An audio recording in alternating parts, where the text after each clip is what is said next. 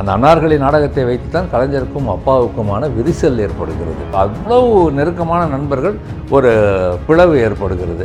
இதற்கு காரணமும் திருச்சி தான்.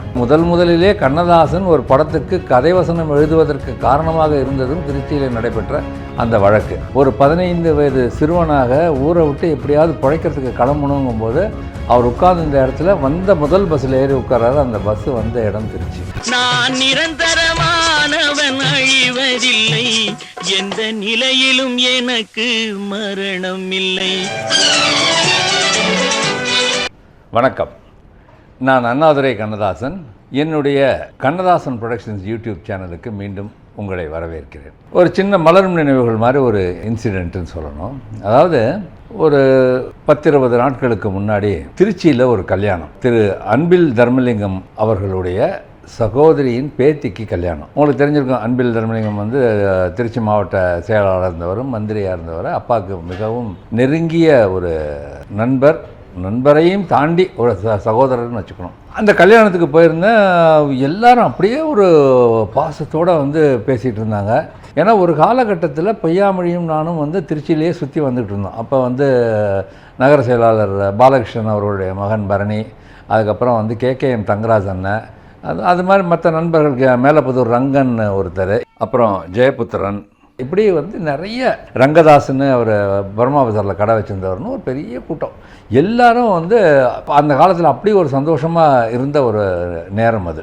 கல்யாணம் அட்டன் பண்ணிவிட்டு எல்லார்ட்டையும் பேசிட்டு, சரி நல்ல சாப்பாடு சாப்பிட்டுட்டு ஒரு ஓரமாக மண்டபத்தில் உட்காந்து அப்படியே யோசிச்சுக்கிட்டு இருந்தேன். எங்கே இருந்து எப்படி எங்கே வாழ்க்கை தொடங்கும், அது எங்கே எவ்விதம் முடியுங்கிற மாதிரி நடுவுக்குள்ளே எத்தனை நாடகங்கள், எத்தனை பேர், எத்தனை வாழ்க்கையில் வந்து நம்ம போயிருக்கோங்கிறதுலாம் அப்படியே யோசனைகள் வர ஆரம்பிச்சுது. இந்த திருச்சி வந்து அப்பாவுடைய வாழ்க்கையில் மிக முக்கியமான ஒரு இடம் வந்து திருச்சி. காரணம், ஒரு 15 வயது சிறுவனாக ஊரை விட்டு எப்படியாவது பிழைக்கிறதுக்கு கிளம்பணுங்கும் போது அவர் உட்கார்ந்து இந்த இடத்துல வந்த முதல் பஸ்ஸில் ஏறி உட்கார்றாரு. அந்த பஸ் வந்த இடம் திருச்சி. அதில் தான் அப்பாவுடைய வாழ்க்கை. அது வரைக்கும் கிராமத்தை விட்டு வெளியவே போகாத ஒரு மனிதன் முதல் முறையாக தனியாக வந்து இறங்கிய இடம் திருச்சிங்கிறதுனால அப்பாவுக்கும் திருச்சிக்குமான உறவு.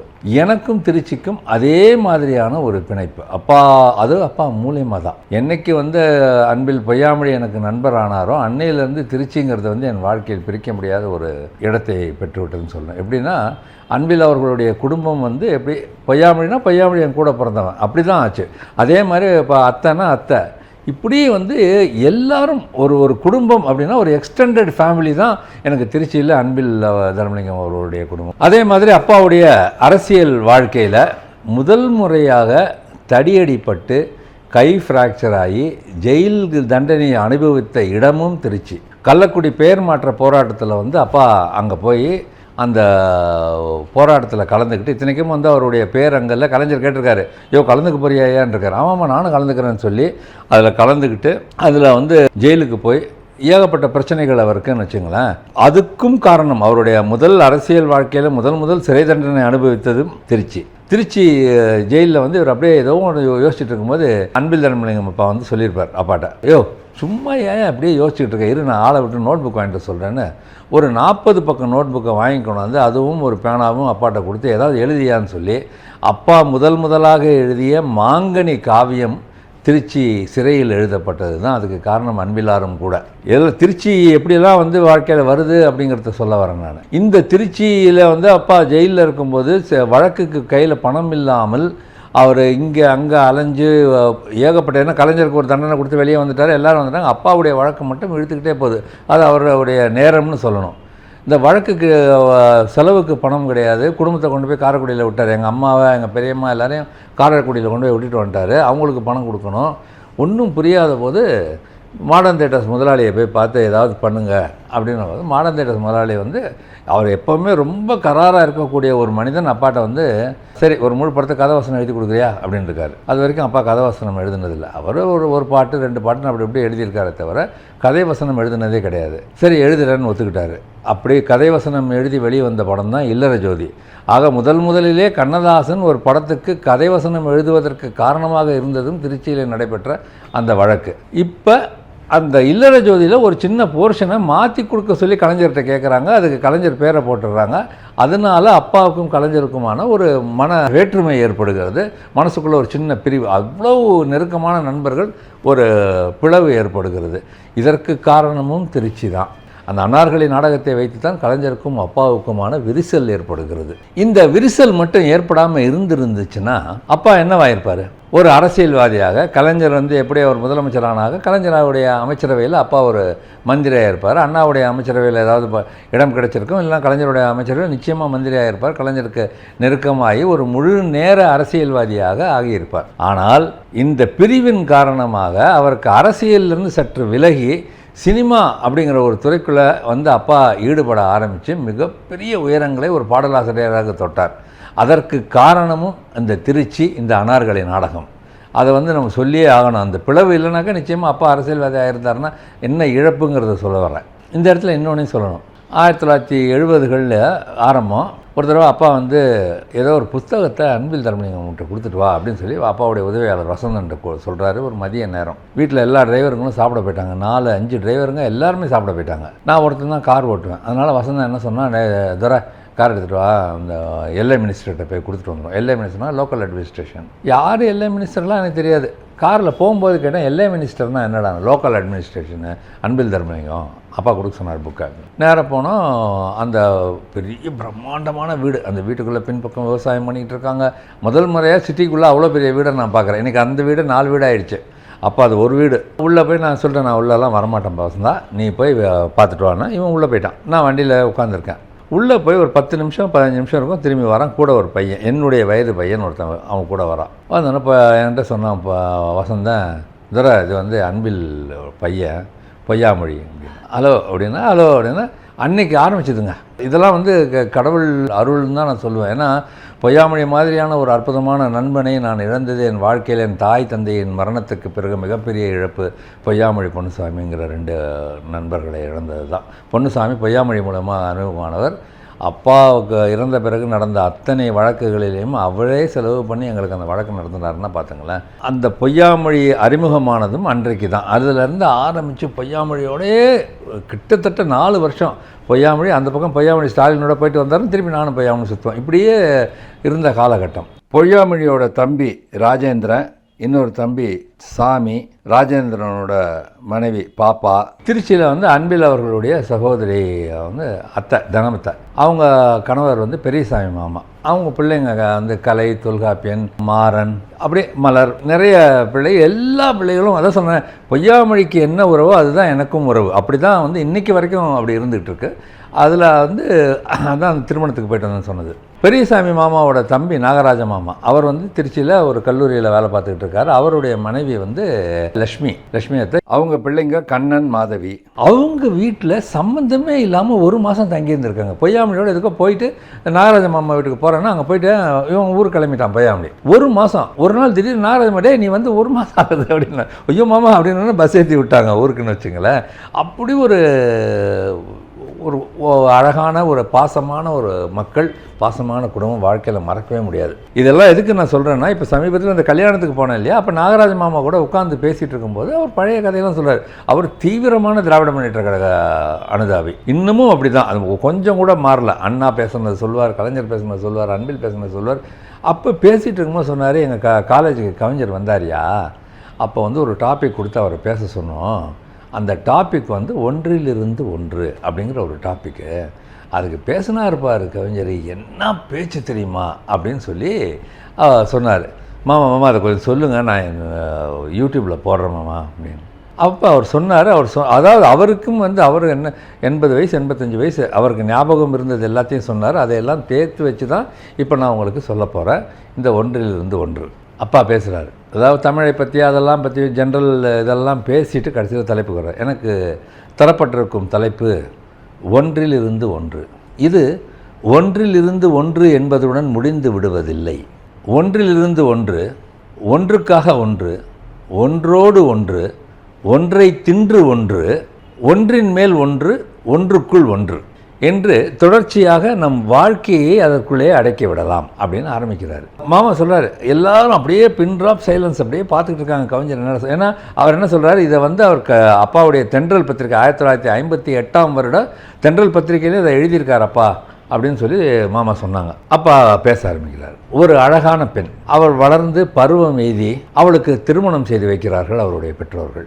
அந்த திருமணத்தின் விளைவாக அவளுடைய இனிமையான தாம்பத்திய வாழ்க்கையின் விளைவாக அவள் கர்ப்பம் அடைகிறாள். அந்த கர்ப்பம் வளர்ந்து 10 மாதங்களுக்கு பிறகு ஒரு அழகான குழந்தையை பெற்றெடுக்கிறாள். இது ஒன்றிலிருந்து ஒன்று, தாய் ஒன்று, அந்த ஒன்றிலிருந்து ஒன்றாக அந்த குழந்தை அப்படின்னு ஃபஸ்ட்டு அந்த தலைப்பாக வச்சு ஒரு இது சொல்கிறார். அப்பா நிறைய பேசியிருந்தாலும் நமக்கு எது தேவையோ, ஏன்னா நீளம் கருதி எல்லாத்தையும் சொல்லாமல் அந்தந்த இதுக்கு வந்துடுறேன் அப்படிங்கிறதுனால மற்றதெல்லாம் விட்டுட்டு இதுக்கு வரேன். இப்போ இந்த குழந்தை பிறக்கிறது. அந்த குழந்தை பிறந்த உடனேயே அந்த பெண்ணின் வாழ்க்கையே மாறி போகிறது. அவளுடைய நடை உடை பாவனையிலிருந்து அவளுடைய உணவு பழக்கங்கள் வரை எல்லாமே மாறி அவள் தனக்காக வாழ்வதை விட்டுவிட்டு அந்த குழந்தைக்காக வாழ ஆரம்பிக்கிறாள். அவளுடைய செயல்கள் எல்லாமே அந்த குழந்தையை சுற்றியே இருக்கின்றன அப்படிங்கிறத சொல்கிறாரு. அந்த குழந்தை வளர்ந்து ஸ்கூலுக்கு போய் அங்கேருந்து இப்படி படித்து முடித்து கல்லூரியில் போய் படிக்குது. கல்லூரியில் படித்து முடித்து வேலைக்கு போகுது. பாருங்கள், ஒரு தாய் தன்னுடைய சுக துக்கங்களை எல்லாம் விட்டு எல்லா தியாகமும் அந்த குழந்தைக்காக அந்த தாயும் தந்தையும் சேர்ந்து செய்கிறார்கள். அந்த குழந்தை வளர்ந்து அதுக்கு ஒரு தனித்துவம் கிடைக்கின்ற வரையிலே இவர்களுடைய எண்ணங்கள் எல்லாமே வந்து அந்த குழந்தைக்காகவே இருக்கிறது. இது வந்து ஒன்றுக்காக ஒன்று அப்படின்னு அந்த ஒன்றிலிருந்து ஒன்றுக்காக ஒன்றுன்னு இந்த ஒன்றுக்காக ஒன்றுக்கு இங்கே சொல்கிறாரு. இப்போ இந்த குழந்தை வந்து வளர்ந்துருது. இப்போ இந்த குழந்தைக்கு ஒரு வயசுக்கு வந்தோன்னா கல்யாணம் பண்ணி வைக்கணும் இல்லையா? ஸோ கல்யாணத்துக்காக வரன்னு தேடுறாங்க. அது பெண் குழந்தையாக இருந்தால் மாப்பிள்ளையும், இல்லை ஆண் குழந்தையாக இருந்தாக்கா பெண்ணும் தேடி அப்பாவும் அம்மாவும் அலைஞ்சு அங்கே இங்கே சுற்றி நம்ம குடும்பத்துக்கு ஏற்றவங்களா இருக்காங்களா, அது செய்வாங்களா இது செய்வாங்களா, பொண்ணு நல்லா படிச்சிருக்கா, பண்பான பொண்ணா, எல்லாத்தையும் பார்த்து அழகாக மணமகளையோ தேர்ந்தெடுத்து அவங்க கல்யாணம் பண்ணி வைக்கிறாங்க. இது ஒன்றோடு ஒன்று. இப்போ அது அந்த பெண் அவளுக்கு கணவன்கிறது ஒன்றோடு ஒன்று. ஸோ ஒன்றிலிருந்து ஒன்று, ஒன்றுக்குள்ளிருந்து ஒன்று, ஒன்றோடு ஒன்று, இப்படி பாருங்கள். மனிதன் உயிர் வாழ ஆக்சிஜன் எவ்வளோ முக்கியமோ அவ்வளோ தூரம் உணவும் முக்கியம் இல்லையா? ஏற்கொண்ட உழவனின்றி போர் செய்யும் வீரன் இல்லைன்னு அப்பா எழுதின மாதிரி உழவனை நம்பித்தான் ஏர் பின்னது உலகம்னு சொன்ன மாதிரி அதை நம்பித்தான் எல்லாமே இருக்குது. அந்த மாதிரி காய்கள், கனிகள், அப்புறம் வந்து அதன் மேல் சுற்றி திரிகின்ற கால்நடைகள், சிறு சிறு பறவைகள், விலங்குகள் எல்லாமே மனிதனுக்கு உணவாக அமைகிறது. இதுதான் ஒன்றை தின்று ஒன்று. இப்போ மனிதன் வந்து அரிசி சாப்பிட்டாலும் சரி, இல்லைனாக்கா காய்கறிகளை பழங்களை சாப்பிட்டாலும் மாமிசத்தை சாப்பிட்டாலும் ஒன்றை தின்று ஒன்று ஆச்சா. இப்போ இதுக்கு அடுத்த அப்பா தலைப்புக்கு வராரு. அகழ்வாரை தாங்கும் நிலம் போல என்று வள்ளுவன் சொன்னது போல நிலம் வந்து நம்மளை தாங்கிக்கிட்டு இருக்கு. மனிதன் பிறக்கிறான், தவழ்கிறான், ஓடுகிறான், நடக்கிறான், ஊறுகிறான், எல்லாமே வந்து அந்த மண்ணின் மீது தான் அவன் வந்து செய்கிறான். அதாவது அந்த பூமி தாய் தான் எல்லாத்துக்கும் வந்து ஆதாரம். அது மேலே தான் அவன் அவனுடைய வாழ்க்கையை முழுவதும் அவன் உணவு விளைவிப்பதும் அதுதான், அவன் நடக்கிறது எல்லாமே. அதனால் அந்த பூமி தாயின் மீது தான் அவ்வளவு நடக்குதுங்கிறதுனால இது ஒன்றின் மேல் ஒன்று அப்படிங்கிறத அந்த தலைப்பில் அந்த இடத்துல அப்பா சொல்கிறாரு. இப்படி அந்த பூமி மேலே விளையாடிய மனிதன், அவனுக்கு ஒரு குடும்பம் பிறக்குது, ஏதோ ஒன்று வச்சுக்கலாம் இருக்குது, எல்லாம் இருக்குது. அவன் வளர வயதாக ஆக தேகத்திலே வந்து அவனுடைய தேகத்திலே சுருக்கங்கள் தோன்றுகின்றன, கண் பார்வை மங்குகிறது, அப்படியே மெல்ல முதுமையை அடைகிறான். எவ்வளவு தான் வந்து அவன் இதாக இருந்தாலும் முதுமை வந்து அவனை விட்டு போகாது. நிச்சயமாக முதுமைங்கிறது வந்து ஒரு நாள் அவங்க வந்து சேருங்கிறதுக்கு அந்த மாதிரி முதுமையும் வந்து சேர்ந்து ஒரு காலகட்டத்தில் அவன் மரணம் அடைகிறான், இறைவனை சென்று அடைந்து விடுகிறான்னு வச்சுக்கணும் அந்த ஆத்மா. இப்போ அந்த உடலை மண்ணுக்குள்ளே வைத்து புதைத்து விடுகிறார்கள். இப்படி அவனை புதைக்கின்ற போது அவனுடைய வாழ்க்கை ஒன்றுக்குள் ஒன்றாக முடிந்து விடுகிறது. பாருங்கள், ஆரம்பத்திலேருந்து அப்பாவுடைய அந்த தலைப்பெல்லாம் நான் சொல்கிறேன், திரும்பவும் சொல்கிறேன், அந்த தலைப்புகளை நீங்கள் பாருங்கள். ஒன்றிலிருந்து ஒன்று, ஒன்றுக்காக ஒன்று, ஒன்றோடு ஒன்று, ஒன்றை தின்று ஒன்று, ஒன்றின் மேல் ஒன்று, ஒன்றுக்குள் ஒன்று. இந்த தலைப்புகளை எப்படி அழகாக கோர்வையாக ஒரு மணி நேரம் அந்த மாணவர்களை இப்படி அப்படியே அசைய விடாமல் உங்கள் அப்பா பேசினார் தெரியுமா?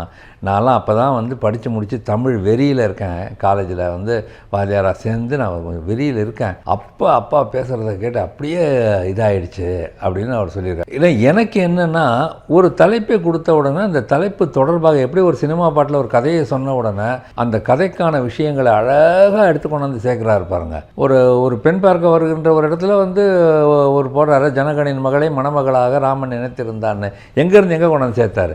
அந்த மாதிரியாக இந்த தலைப்புகளை அழகாக கொண்டு வந்து 1 மணி நேரத்துக்கு சுவைபட பேசுகிறாருன்னா அப்பாவுடைய அந்த ஆற்றல், இது பாடல் சம்மந்தப்பட்டது இல்லை, அப்பாவுடைய அந்த பேச்சாற்றலுக்கான ஒரு விஷயமாக நான் ஏன்னா நிறைய கவிதைகளை பற்றி சொல்லியிருக்கேன், பாட்டை பற்றி சொல்லியிருக்கேன். அப்பாவுடைய பேச்சாற்றல் எப்படி இருக்குன்னு தெரியணுங்கிறதுக்காகத்தான் இந்த பதிவை பண்ணியிருக்கேன். மீண்டும் இது போன்ற ஒரு சுவையான நிகழ்ச்சியுடன் உங்களை சந்திக்கிறேன். நன்றி, வணக்கம். நான் நிரந்தரமானவன், அழிவதில்லை. எந்த நிலையிலும் எனக்கு மரணம் இல்லை.